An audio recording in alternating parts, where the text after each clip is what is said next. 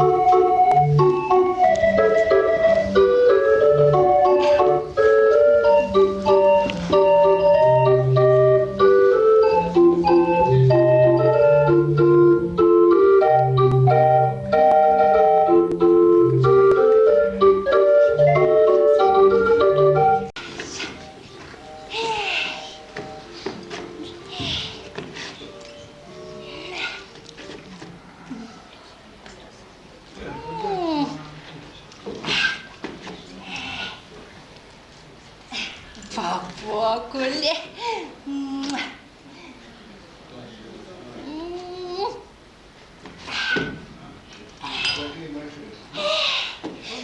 Leonida! Leonida! Papocule! Haide! Haide, papocule!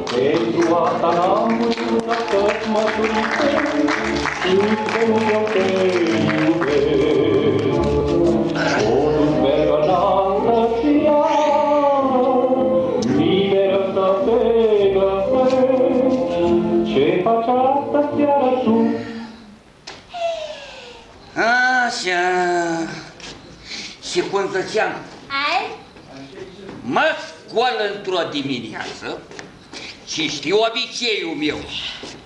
Pui mâna întâi și întâi pe Aurora. Pe cine? Aurora Democratică Gazeta. Să văd cum ai mere țara. Ei, o deschis și ce crezi că citesc? Ei, uite, ți-o minte ca și acum.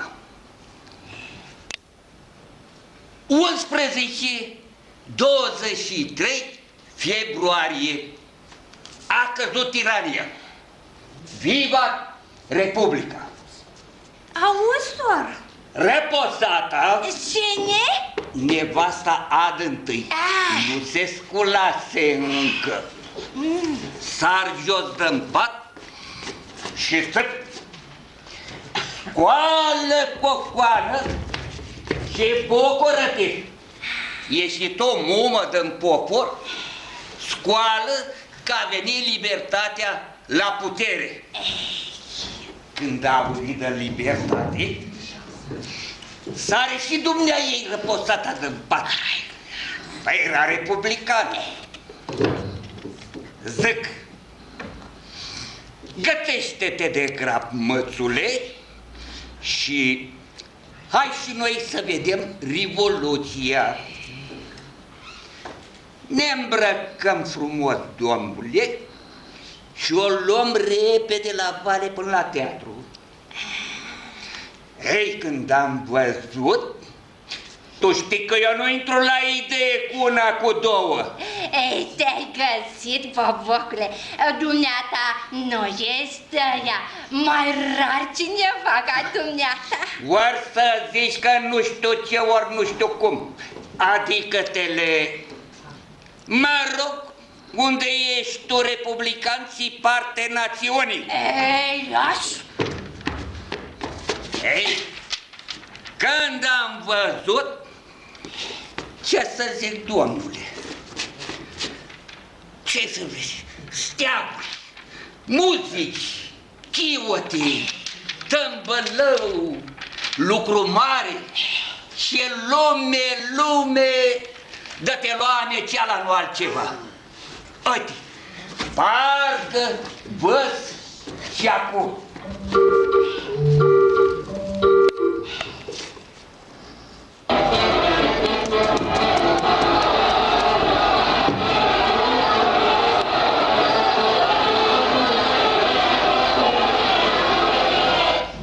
Domnilor, onorabili concetățeni, fraților! Iertați-mă, fraților, poate sunt mișcat. Dacă emoțiunea mă apuc așa de tare, suindu-mă la această tribună, pentru a vă spune și eu, ca orice român, ca orice fiu al țării sale, că în aceste momente solemne mă gândesc la țărișoara mea, la Românie, la fericirea ei, la progresul ei, la viitorul ei.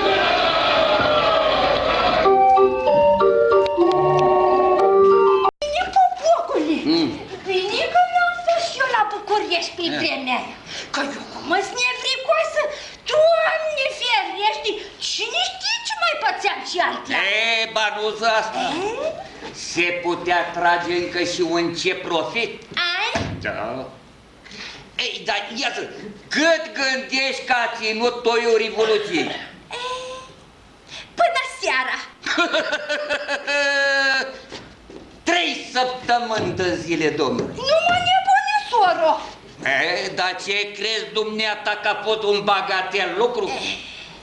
Ia-ți fă tu idei.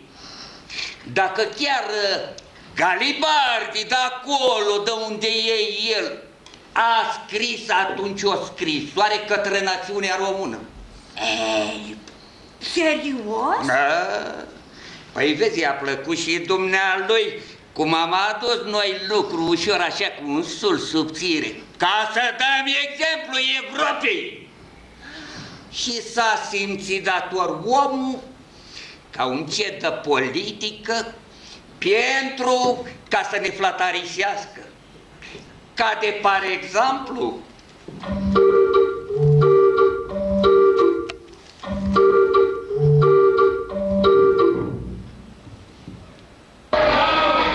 Suntem ultraprogresivi, da, suntem liberi schimbiști. Ori, conduși de aceste idei, am fundat aici în orașul nostru Aurora Economică Română, societate enciclopedică cooperativă independentă de cea de București. Pentru că noi suntem pentru descentralizare. Noi, eu, nu recunosc, nu voi să recunosc epitropia bucureștenilor, capitaliștilor asupra noastră. Căci în districtul nostru putem face și noi ce fac dânsii în Alba.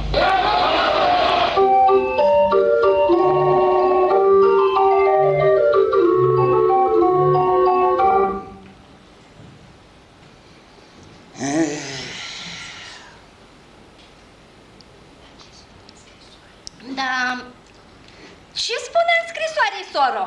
Ai? 4 vorbe, numai 4 vorbe, domnule, ce-i drept. Uite, Mi-aduc acum aminte ca și atunci.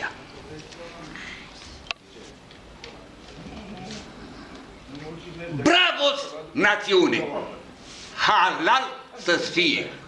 Trăiască Republica!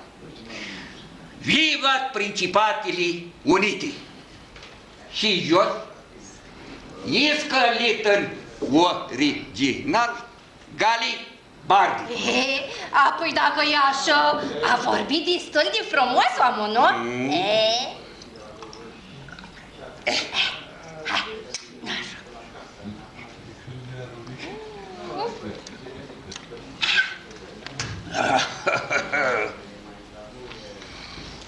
Unul este Garibaldi, om, o dată și jumătate, de geantă latină, domnule. De ce crezi că tremură în fața lui toți împărații și papa de la Roma? Doamne sfinti, și papa de la Roma? Eu, soră! I-a tras un tighel, de i-a plăcut și lui. Ce-a zis papa? Ietuiet al minter nu e prost. Mă, nene, ăsta nu e glumă. Cu ăsta nu merge ca cu piștecine. Ia să mă iau eu cu politică pe lângă el și să mi-l fac cu mătul. Ei, și dă colea. Până colea, tura-pura, cofi tunsă, cofi rasă, l-a pus pe Garibaldi să-i boteze un copil. Ei, și-a cunoscut omul nașul. Vezi bine? Dar ia întreabă-mă tu, câți oameni gândești că avea Garibaldi? Sumetenie. 1000, domnule, numai 1000. Ei, fuși comod. Dar întreabă-mă să spun ce fel de oameni sunt. Numai unul și unul. Ai mai prima, domnule. Toți aleși după sprânșeană. Care mai dă, care dă cu pușca în Dumnezeu? Volintiri. Toți de aici până acolo. Azi la Fetești, mâine la Pitești. Ce-am avut și ce-am pierdut. Așa, da? Da, dar toți se roagă la el ca la Hristos. Ca la Hristos? Da. Doamne! Da, hatărul lui sunt în stare 3 zile la rând să nu mănânce, să nu bea. Dacă nu avea și? Ce spui, soră? Ce spun eu și câte altele și mai și. Bravo!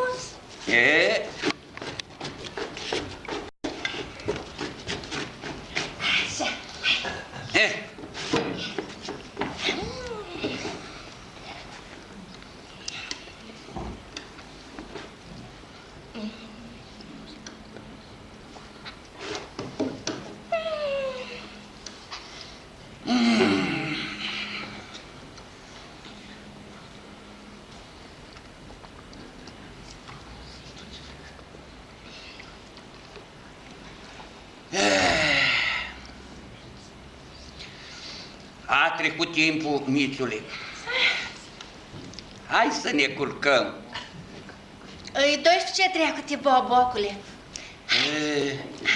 Vezi cum trece vremea așa cu vorba? Păi da, așa cum le spui dumneata, mai rar cineva, să tot stea omul să te asculte.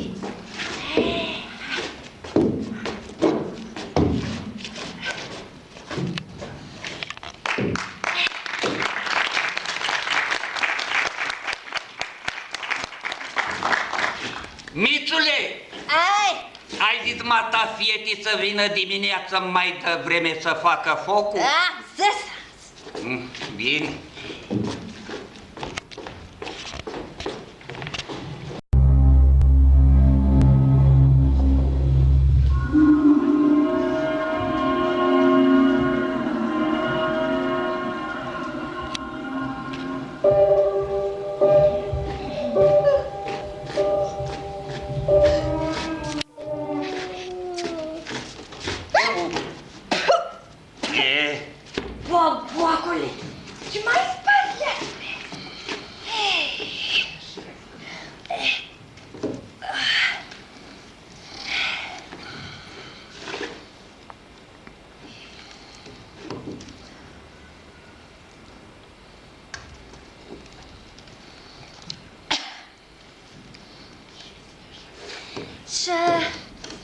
Așa zi bobocule cu galibardi, ai?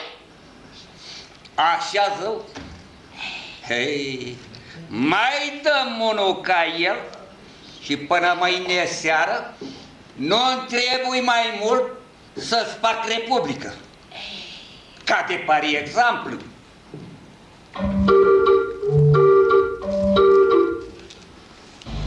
În sănătatea dumneavoastră, Dandalache, alesul nostru, să trăiască! Unu! Care au format patriotism, și ne-au format. Asta, o să vede. Sufragelor!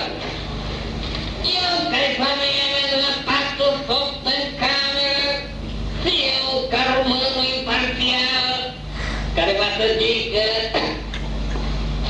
cum am zise, asta să trăiască!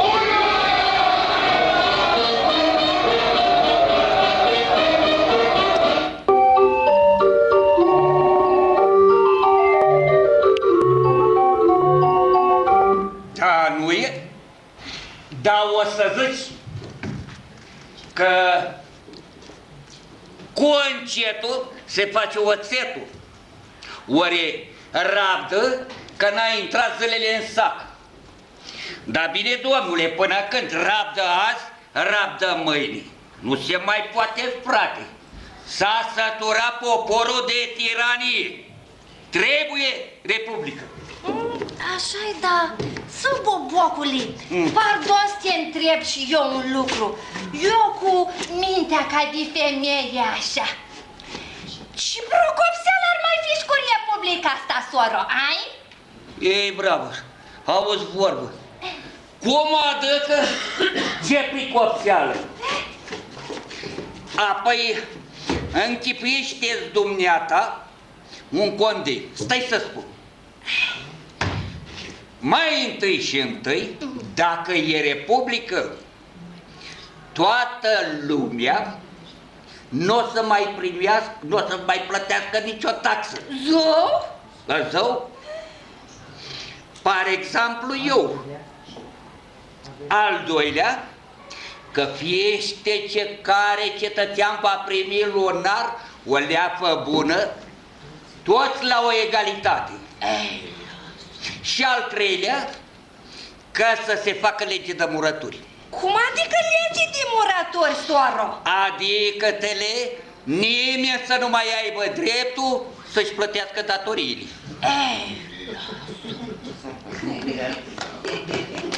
Uitați-o așa! Deci nu se face mai degrabă Republică, soro? Te lasă reacționarii, domnule! Firește că nu ți-i de acord să nu mai plătească nimeni taxe. De unde ar mai mânca ei lepurile alea mari? Cu polonicul. Așa-i, da. Un lucru nu înțeleg eu. Ce lucru? Dacă n-a mai plătit nimeni taxe, soro, de unde am avea cetățeanul leafă bre?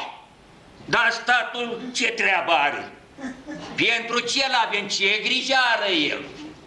Datoria lui este să se asigure că fiecare cetățean să-și primească leava bunicică la vreme. Așa-i? Da, vezi? Mie nu mi-a dat prin cap. Unde a dat Dumnezeu? De să face mai repede Republică, soro. Boboacole! Leonidă! Dorm, soro!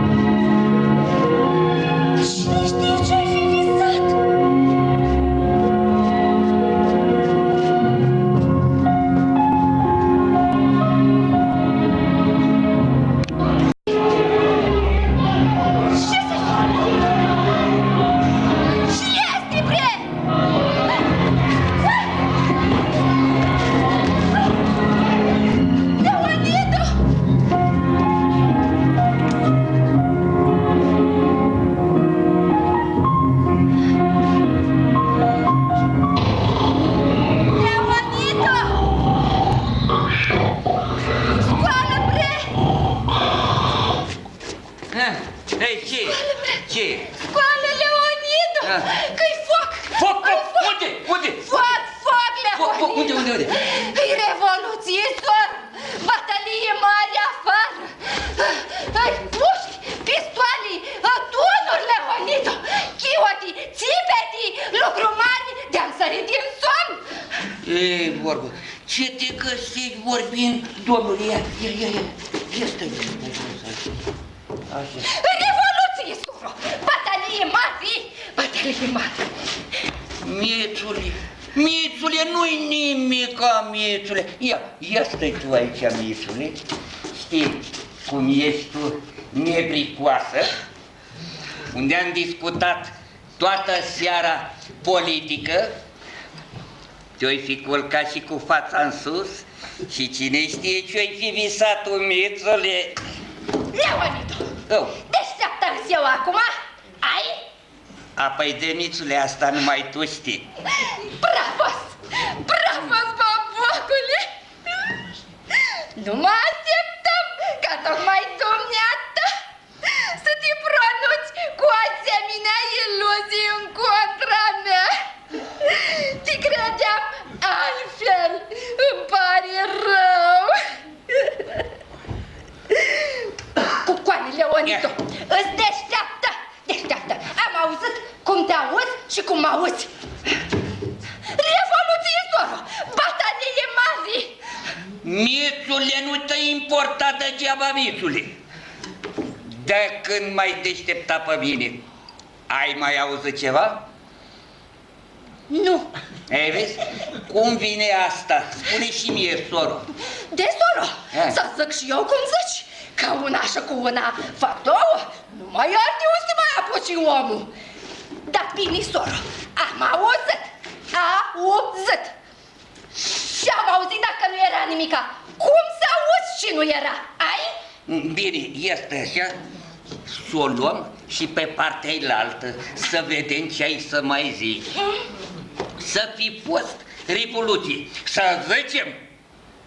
Dar nu știi că nu e voie să dai focuri în oraș? E ordin de la poliție. De, soro, știu și eu.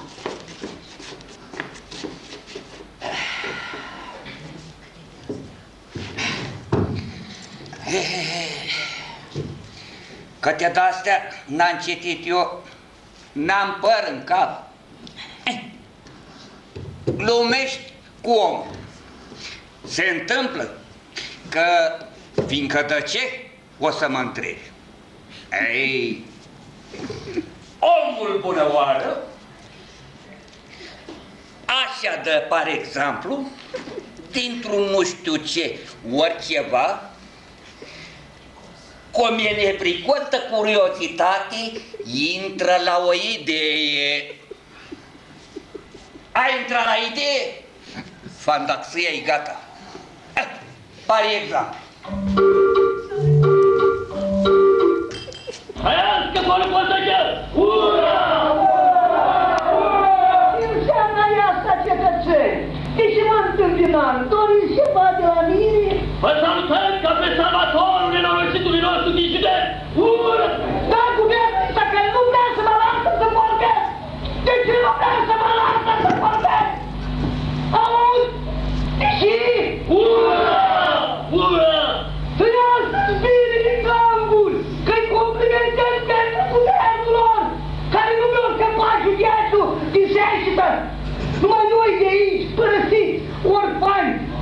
În loc să-i strige că ieși au Bacluiu, că Londra, Sena și Parisul Tamica, să viceversa, că Viena și Pesa au Dunărea albastră, că Brăila, Galatul și multe alții mai părinte târguri au și ele Dunărea lor. Numai noi, bătuți de urgia unui guvern conservator, numai noi să nu avem nici Sena, nici Tamica noastră, nici Dâmbovița, nici Bacluiu. Rușine! Rușine!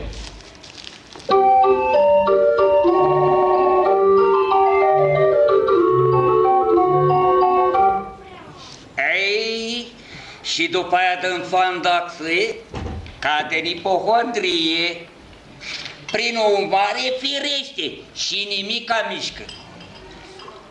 comedii, soro, știu și eu. Bună oară la dumneata. E o ipohondrie trecătoare. Nu-i nimic, amițule. Hai să ne culcăm. Noapte. Noapte.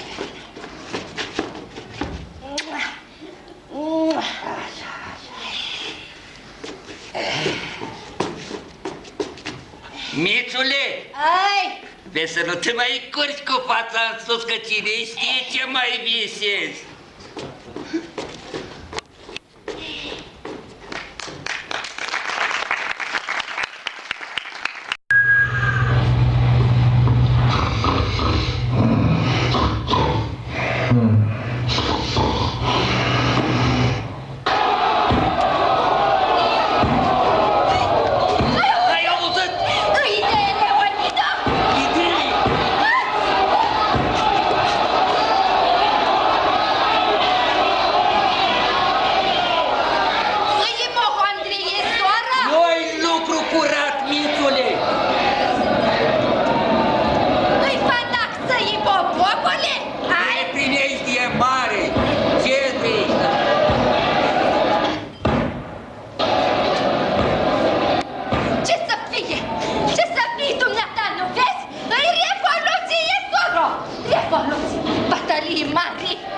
Nu se poate!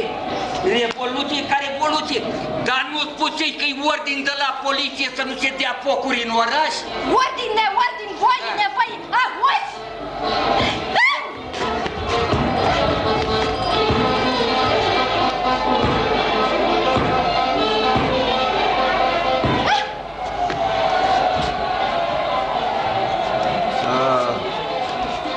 Nu e revoluție. Nu se poate. Atâta timp cât sunt ai noștri la putere, cine să stea să facă revoluție? Nu știu. Dar dumneata n-auzi? Ce-i făcut? Ce-i făcut? Și pe mine mă știu toți că sunt... Gazeta! Gazeta, unde-i gazeta? Gazeta, că dacă e revoluție trebuie să scrie la ultimele știri. Gazeta. Dă gazeta.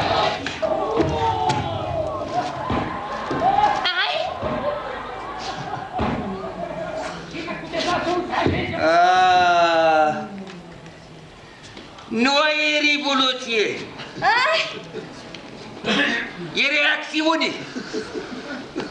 Ascultă. Reacțiunea a prins iar la limbă ca un strigoi în întuneric, stă la pândă, ascuțindu-ți ghearile și așteptând momentul oportun pentru a satisface poftile ei antinaționale. Națiunii, fii deșteaptă. Și noi dormim, domnule. Ei, cine strică, soro? Dacă nu mi-ai citit gazeta mai zi cu seară, ai?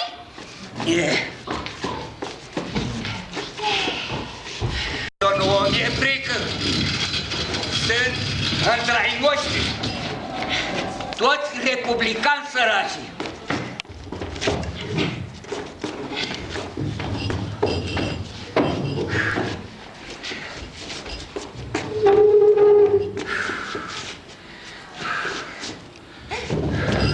Soro! Mor! A intrat pe ulița noastră! Reacționarii! Și pe mine cum mă știu de ochiat, drept aici vin să ne dărâme casa. Soro, mor, nu-mi spune că mor! Uite! Aoleu! Tatăl nostru care ești în ceruri, facă-ți voia ta, precum în cer, așa și pe pământ. Soro! Fie! A intrat pe ulița noastră! Cerașul meu, roagă-te la Dumnezeu! Hai să ne ascundem în dulap! Să lăsăm canavalul și să sărim pe fereastră! Da, dacă ai intrat în curte,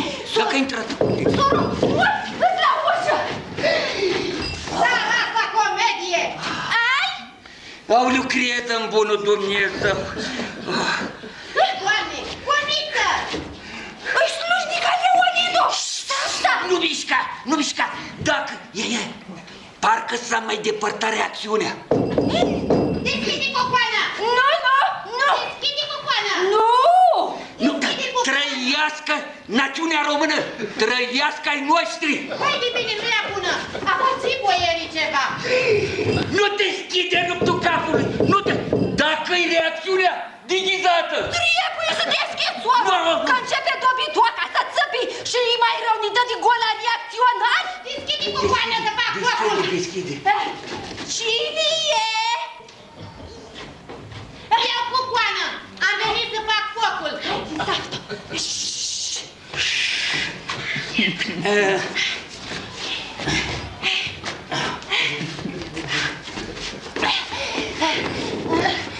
Și afară s-a făcut! Bine cu coană! Și afară! Bine cu coană, ce să fie? Toată noaptea n-am putut închide ochii. A fost masă mare la băcanul din colț. Acum de dimineață s-a spart chepul. Erau și vreo câțiva care mergeau pe două cărări. Era și Nain Pingescu, Ipistatul, Beat, Frânț. Uia și trăgea la pistoale. Obicei mitocănesc. Ce obicei, domnule? Cum ce obicei? A făcut oamenii chef că a fost aseară lăsata secului. A fost lăsata secule. Vezi? Tot vorba mea, domnule. Omul, bună oară, din nu știu ce, oriceva, cum e negricos, de curiozitate intră la o idee.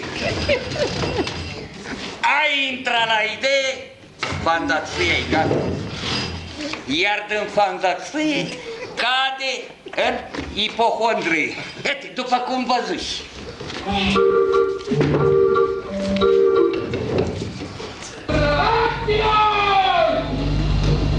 După lupte seculare, dar au durat aproape 30 de ani, iată visul nostru realizat. Ce eram acum câtva timp înainte de scrierea? Am luptat și am progresat. Ieri obscuritate, azi lumină. Ieri bigotismul, azi libertantismul. Ieri întristarea, azi veselia. Iată avantajele progresului. Iată benefaciile unui sistem constituțional.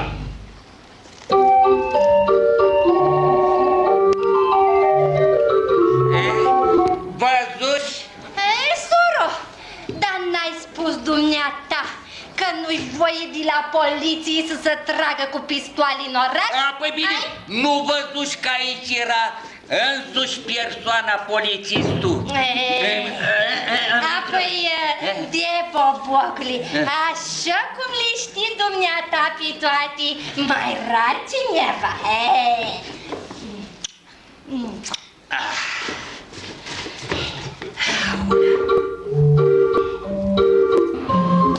Dar eu cu cine votez?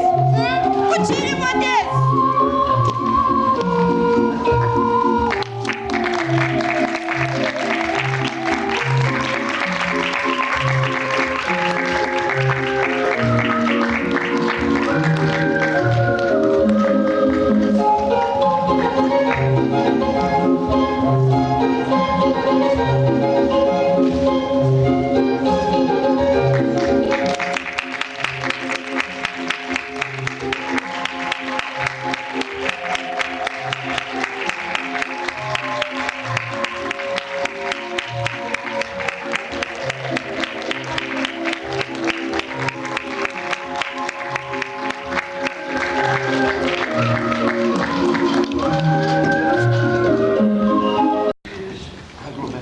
Mulțumim teatrului din Medgidia pentru că ne-a cântat în seara asta și cu acest spectacol se încheie prima zi de festival. Vă invităm să continuați revoluția la restaurant. Vedem ce este acolo.